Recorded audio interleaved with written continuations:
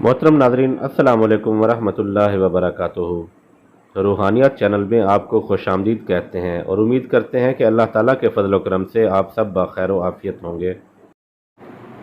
ناظرین، اٹھتے بیٹھتے چلتے پھرتے وضو کے ساتھ یا بغیر وضو یا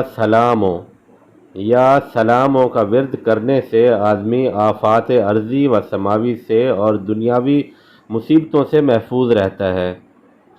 اسی طرح اگر 33 مرتبہ پانی پر دم کر کے بیمار کو پلایا جائے تو اس کے جسم میں سے اللہ کے حکم سے ہر بیماری دور ہو جاتی ہے۔ اس اسم مبارک کی برکت سے گھر میں رزق کی فراوانی بھی ہوتی ہے۔